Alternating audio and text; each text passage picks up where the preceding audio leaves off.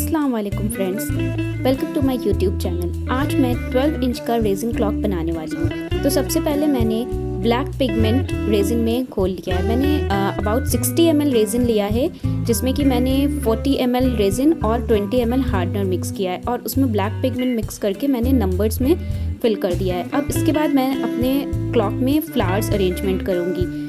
जिस तरह के फ्लावर्स मुझे पसंद हैं और जैसा थीम मैं देना चाहती हूँ, मैं उन्हें उस हिसाब से फ्लावर्स अरेंज कर दिए हैं।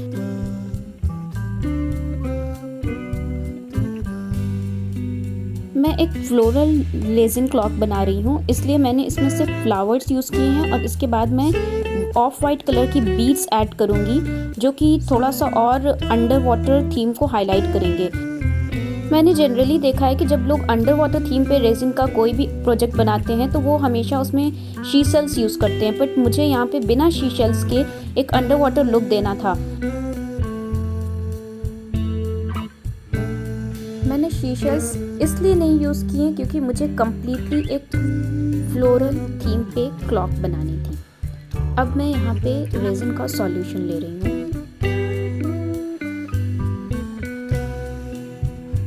मैंने टोटल 180 ml का सॉल्यूशन बनाया है, जिसमें मैंने 120 ml रेजिन और 60 ml हार्डनर यूज़ किया है।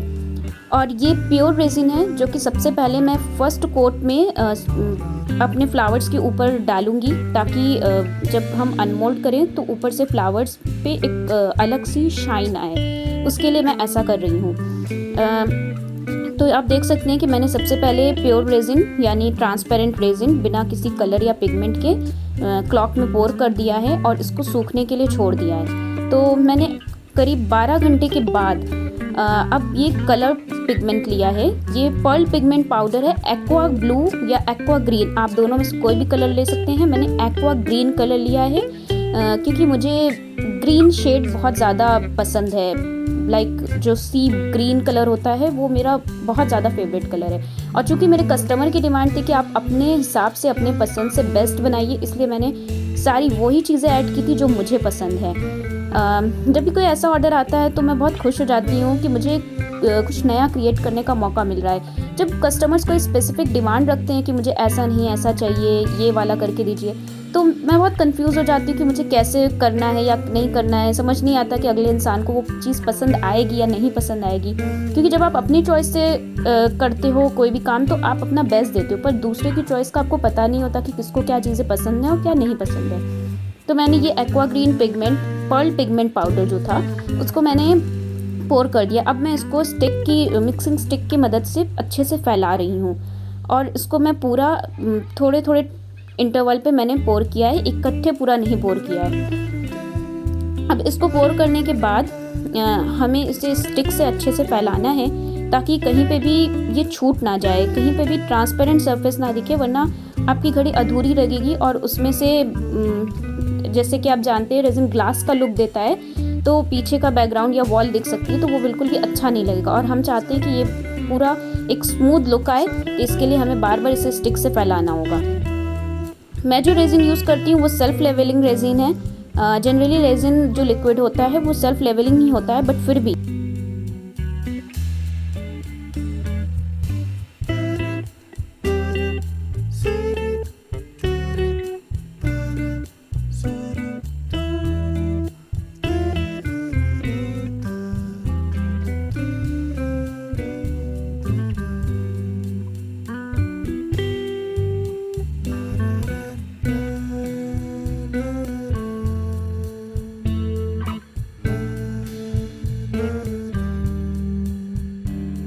पोर करने के बाद हमें इसे बार बार स्टिक से फैलाना होता है। अब इसके बाद मैंने ओपेक वाइट पिगमेंट लिया है। आप चाहे तो पर्ल पिगमेंट पाउडर भी यूज़ कर सकते हैं, पर यहाँ पे मैंने नीचे वाला पार्ट कंप्लीट करने के लिए पर्ल पिगमेंट पाउडर और ओपेक पिगमेंट दोनों ही यूज़ किया है। क्योंकि जब आपको वेवी लुक देना होता है तो आप ओपेक पिगमेंट पाउडर यूज़ करते हो पर्ल पिगमेंट पाउडर के साथ, क्योंकि उसमें वो जो स्प्लिट इफेक्ट आता है वो बहुत ही प्यारा आता है। पर आप चाहे तो पर्ल पिगमेंट पाउडर भी यूज़ कर सकते हैं। मैंने दोनों यूज़ किया क्योंकि मुझे कुछ नया करना था और एक्सपेरिमेंट करना था। चूँकि ये मेरी तीसरी रेजिन क्लॉक थी। मैंने इसके पहले जो सबसे फर्स्ट अटेम्प्ट किया था रेजिन क्लॉक में, वो कोई बहुत अच्छा एक्सपीरियंस नहीं था, बहुत बुरा भी नहीं था, पर थोड़ा एवरेज था। हालांकि कस्टमर ने इतना कुछ कहा नहीं, उन्होंने बस ये कहा कि थोड़ी क्लॉक में शाइन ज़्यादा होनी चाहिए थी। तो कोई बात नहीं, पहला अटेम्प्ट हमेशा अच्छा नहीं होता, इसलिए इसमें मैं अपना बेस्ट देना चाहती हूँ। और इस वजह से मैंने 2 तरह के पिगमेंट्स को मिक्स किया है। इसके पहले जो मैं अप्लाई कर रही थी वो पर्ल ओपेक पिगमेंट था, और अभी जो ये मैं नीचे की साइड अप्लाई कर रही हूँ ये पर्ल पिगमेंट पाउडर है। मैंने दोनों तरह के पिगमेंट पाउडर यूज़ किए हैं। मैंने ऊपर जो जहाँ पे ग्रीन लाइन फिनिश हो रही है वहाँ पे ओपेक पिगमेंट पाउडर यूज़ किया है, और नीचे की साइड पे मैंने पर्ल पिगमेंट पाउडर यूज़ किया है, क्योंकि मुझे नीचे की साइड पे भी डबल इफेक्ट चाहिए था। हालांकि वो जब अनमोल्ड करने पे मैंने देखा तो उतना ज़्यादा डिफरेंस कोई पता नहीं चला, क्योंकि दोनों ही वाइट कलर में था, इसलिए कोई ख़ास फ़र्क नहीं समझ आया। पर मुझे ऐसा लगा कि आइंदा मुझे ऐसा नहीं करना चाहिए, मुझे एक तरीके का कलर यूज़ करना चाहिए। लाइक अगर मैं वाइट कलर यूज़ कर रही हूँ तो मुझे या फिर ओपेक या फिर पर्ल पिगमेंट यूज़ करना चाहिए। अब हमें ये सॉल्यूशन पोर किए हुए अबाउट 3 to 4 आवर्स हो गए हैं। अब आप देख सकते हैं कि मैं स्टिक से उसको वापस से ऐसे ऐसे घुमा रही हूँ, इसलिए क्योंकि मुझे एक स्पाइरल लुक चाहिए। जब आप पर्ल पिगमेंट में ऐसे स्पाइरल लुक स्टिक से देते हो तो वो रेजिन के सूखने के बाद वो बहुत ही अच्छा वैसा जैसे रिपल्स होते हैं वाटर के, वैसा लुक आता है। तो मुझे बिल्कुल वैसा लुक चाहिए था, इस वजह से मैं इसे वापस से 2-3 घंटे के बाद इसे स्टिक को घुमा रही हूँ।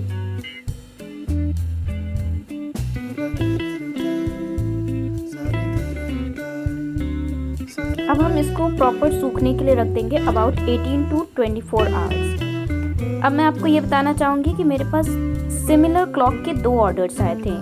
लाइक मेरे कस्टमर को जिसे गिफ्ट देना था, उन दोनों को इकट्ठे गिफ्ट देना था, इसलिए उन्होंने बोला था कि सेम डिज़ाइन के मुझे 2 क्लॉक्स चाहिए। तो मैंने उनको पहले ही क्लियर कर दिया कि कोई भी हैंडमेड प्रोडक्ट जो होता है वो सेम तो नहीं हो सकता, हाँ सिमिलर ज़रूर हो सकता। अब हम यहाँ पे अपनी क्लॉक 1 को डिमोल्ड कर रहे हैं। ये देखिए कितना प्यारा सा लुक आया है हमारी क्लॉक का। ये बिल्कुल सी वाला लुक, जो अंडर सी का लुक होता है, बिल्कुल वैसा लुक जैसा मैं देना चाहती थी वैसा था। और इस क्लॉक को डिमोल्ड करने के बाद मैं बहुत ज़्यादा खुश थी। मैंने दोनों क्लॉक अलग अलग टाइम पे बनाई थी, इकट्ठे नहीं, क्योंकि मेरे पास क्लॉक मोल्ड एक ही था। पर यहाँ पे मैं वीडियो को इस तरीके से मैंने एडिट किया है कि मेरी दोनों क्लॉक्स आपके एक ही वीडियो में आ जाए, ताकि मैं दोनों डिज़ाइन इकट्ठे आपसे शेयर कर सकूँ। अब इस क्लॉक के बाद मैंने जो दूसरा अटेम्प्ट किया था वो भी मेरा काफ़ी सक्सेसफुल था अल्हम्दुलिल्लाह। तो मुझे बहुत ज़्यादा खुशी हुई इस प्रोजेक्ट को करने के बाद। ये मेरा 2nd and 3rd clock project था रेजिन का। जो पहली क्लॉक मैंने बनाई थी वो बहुत अच्छी नहीं बनी थी, मतलब एवरेज थी, बहुत बुरी भी नहीं थी, बट मैं उतनी सेटिस्फाइड नहीं थी अपने उस वर्क से। अब ये मेरी दूसरी क्लॉक है, चलिए इसको हम डिमोल्ड करते हैं।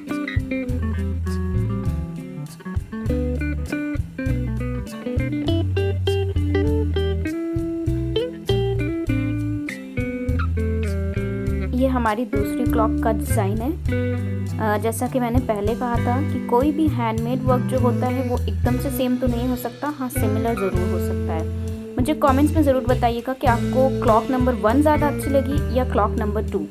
अभी आप देख सकते हैं कि इस क्लॉक पे अच्छी खासी शाइन है, पर फिर भी क्योंकि मैं इस वर्क को बहुत ज़्यादा फिनिशिंग देना चाहती हूँ, इसलिए मैं इसको वापस से एक टॉप कोट दूंगी रेजिन का, ताकि इसकी शाइन और ज़्यादा अच्छी हो। इसलिए मैं अभी इसको सैंड पेपर से रब कर रही हूँ अच्छी तरीके से, क्योंकि इसके ऊपर मुझे एक प्योर रेजिन का एक कोट डालना है। और इस कोट को डालने से पहले मैं आपको ये बताना चाहूँगी कि आपको बहुत ही केयरफुली ये टॉप कोट डालना होगा। ये जो ब्लैक वाले नंबर्स हैं ये थोड़े से हाइटेड हैं रेजिन क्लॉक के कंपैरिजन में, क्योंकि हमने इसमें पहले फिल किया था नंबर, तो इसलिए जो रेजिन होना चाहिए वो इस पे बिल्कुल भी नहीं जाना चाहिए, सिर्फ नीचे वाले सरफेस पे जाना चाहिए। और हमें एक बार में सारा अमाउंट रेजिन का नहीं पोर करना है, हमें धीरे धीरे पोर करना है, क्योंकि हम बहुत ज़्यादा अमाउंट पोर करेंगे तो फिर जो मोल्ड है उसके बाहर रेजिन चला जाएगा और फिर आपकी क्लॉक का शेप बिगड़ सकता है। और मैं ये सब इसलिए बता रही हूँ क्योंकि मेरे पास इस वक्त पे सैंडिंग मशीन नहीं थी और मैं सैंड पेपर का यूज़ करती थी रेजिन की सरफेस को स्क्रैच करने के लिए। तो जब भी आपके पास रेजिन को स्क्रैच करने के लिए सैंडिंग मशीन ना हो और आप कोई रेजिन का बड़ा प्रोजेक्ट कर रहे होते हो तो आपको टॉप कोट देने में और फिनिशिंग देने में बहुत ज़्यादा केयरफुल होना पड़ता है, क्योंकि आप सैंड पेपर से बहुत ज़्यादा रेजिन रब नहीं कर सकते हो। जब आपके पास मशीन होती है तो आप बिल्कुल फ्री होते हो, आपको कोई टेंशन नहीं होती, क्योंकि आप इजीली उससे रेजिन का शेप मैनिपुलेट कर सकते हो। पर सैंड पेपर से ये इतना ईजी नहीं होता। अब ये हमारी क्लॉक नंबर 1 थी जिसको हम टॉप कोट देने जा रहे हैं। हमने क्लॉक नंबर जो 2 थी उसको पहले टॉप कोट दी थी।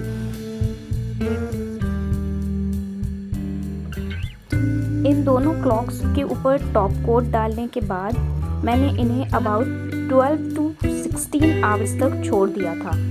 आप जितना ज़्यादा हो सके छोड़ें, कम से कम 24 आवर्स होना चाहिए। पर मुझे ऑर्डर कंप्लीट करना था और वेडिंग गिफ्ट का ऑर्डर था ये, तो मुझे टाइम पे इसको डिलीवर करना था, इसलिए मेरा 16 आवर्स में ये क्लॉक कंप्लीट हो गया था, मतलब रेजिन का प्रोसेस, क्योंकि इसके आगे का प्रोसेस भी अभी बाकी था।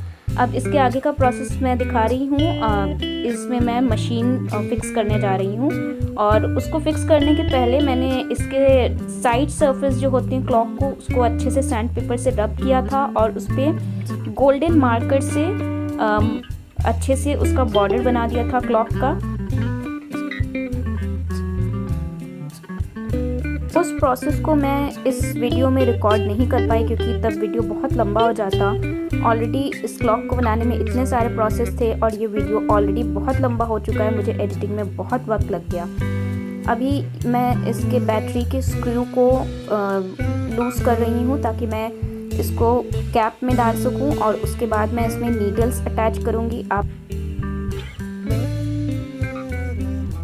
आप सभी को मैं ये बताना चाहूँगी कि मेरे लिए रेजिन क्लॉक बनाने से ज़्यादा डिफ़िकल्ट टास्क इसमें बैटरी और नीडल्स अटैच करना था, क्योंकि मैंने पहले भी अभी आपको बताया इसी वीडियो में कि मेरे पास सैंडिंग मशीन नहीं थी। और ये जो क्लॉक मैंने बनाई है उसमें मैंने 2-3 लेयर्स डाली हैं। सबसे पहले मैंने प्योर रेजिन का एक कोट डाला था, उसके बाद कलरफुल रेजिन डाली, उसके बाद मैंने एक टॉप कोट डाली। तो उसकी वजह से ये जो सेंटर में होल बना हुआ था हमारे मोल्ड के अंदर, वो काफ़ी ज़्यादा ऑल्टर हो गया था, काफ़ी थिक हो गया था। और इसी रीज़न से ये जो बैटरी के नीडल का स्क्रू था जिससे हम नीडल को फंसाते हैं, वो अंदर नहीं जा पा रहा था। आप देख सकते हैं कि मैं कैसे प्लायर की मदद से इस जो पियर्सिंग ये जो है या होल जो भी कह लो, उसको मैं वाइड कर रही हूँ और रब कर रही हूँ सैंड पेपर से, ताकि ये थोड़ा बड़ा हो जाए और ये नीडल्स अंदर जा सकें। इस वीडियो में तो ये बहुत ही शॉर्ट ड्यूरेशन का काम था, पर मुझे इसे करने में बहुत ज़्यादा मेहनत लगी थी, और इवन मुझे मेरे फिंगर्स में इंजरी भी हो गई थी। तो मैं आपको यही सजेस्ट करूँगी एज अ रेजिन आर्टिस्ट कि आप जब भी कोई बड़ा प्रोजेक्ट बनाएं तो आप सैंडिंग मशीन और ड्रिलिंग मशीन ज़रूर लें, क्योंकि हाथ से करने में आपको चोट भी लग सकती है और बहुत मुश्किल हो जाता है। जब आप एक अच्छा आर्ट वर्क बना रहे हो तो फिर आपको थोड़ा इन्वेस्टमेंट तो रेजिन टूल्स खरीदने के लिए करना ही पड़ेगा। ये मैंने सीख लिया इस प्रोजेक्ट को करने के बाद। तो मैंने यही डिसाइड किया है कि अगली बार मुझे अगर कोई भी बड़ा प्रोजेक्ट रेजिन का बनाना होगा तो मैं जो सफिशिएंट टूल्स हैं वो ज़रूर लूँगी। जब भी हम कोई रेजिन टूल लेते हैं तो हमें बहुत ज़्यादा कॉस्टली लगता है, क्योंकि ऑब्वियस है रेजिन के सारे टूल्स कॉस्टली होते हैं।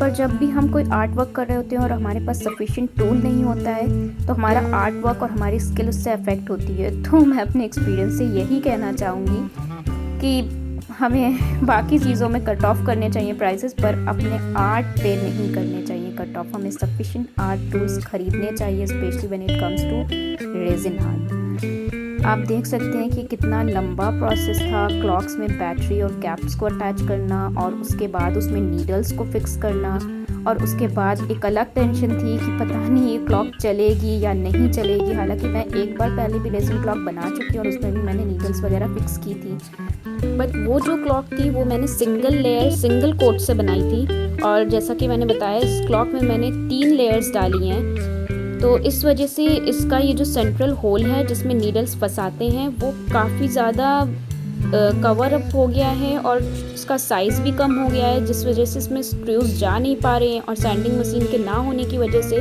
मुझे इसको बड़ा करने में बहुत मेहनत लगी। इतनी सारी बातें करने के चक्कर में मैं ये तो कहना भूल ही गई कि अगर आप मेरे चैनल पर न्यू हैं तो मेरे चैनल को लाइक, शेयर और सब्सक्राइब ज़रूर करिए और मेरे चैनल के बाकी के वीडियोस भी चेक करिए। और अगर मेरा आर्ट वर्क आपको पसंद है और आप मुझसे कुछ भी कस्टमाइज़ करवाना चाहते हैं या मुझसे कोई भी गिफ्ट आइटम बनवाना चाहते हैं तो मुझे इंस्टाग्राम पे DM करिए। मेरे अबाउट में मेरे इंस्टाग्राम का लिंक डिस्क्रिप्शन में दिया हुआ है। अभी मैं फाइनली इसमें नीडल्स अटैच करने जा रही हूँ। मेरे कस्टमर की डिमांड थी कि जितनी हो सके दोनों क्लॉक्स बिल्कुल सिमिलर होनी चाहिए, पर यहाँ पे एक प्रॉब्लम ये हो गई कि मैंने जब नीडल्स ऑर्डर की तो वहाँ पे सिमिलर नीडल्स नहीं अवेलेबल थी। 2 तरह की नीडल्स अवेलेबल थी, एक ये स्ट्रेट वाली थी और एक जो दूसरी क्लॉक में मैं लगाऊंगी वो आप देखेंगे वो थोड़ी सी डिज़ाइनर नीडल्स होंगी। तो इस वजह से कस्टमर को जब पता चला था तो वो काफ़ी अपसेट हो गए थे कि मुझे दोनों क्लॉक सिमिलर चाहिए। तो मुझे उनको मनाने में काफ़ी वक्त लग गया। मुझे उनको बहुत समझाना पड़ा कि मैंने ट्राई किया था बट मुझे डीलर से नहीं मिल पाई सिमिलर नीडल्स।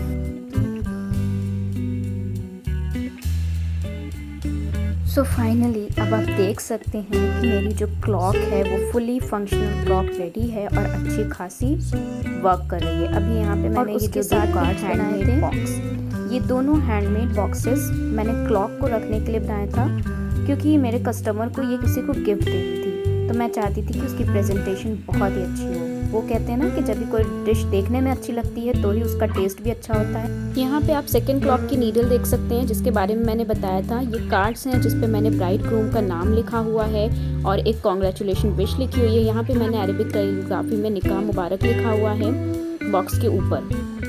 तो ये था हमारे गिफ्ट का फाइनल लुक। अब इसी के साथ मैं अपने वीडियो को क्लोजअप करती हूँ। तो मुझे ज़रूर बताइएगा कि दोनों क्लॉक्स में से आपको ज़्यादा अच्छी कौन सी लगी और ओवरऑल लुक कैसा था इस क्लॉक का। Bye bye, take care.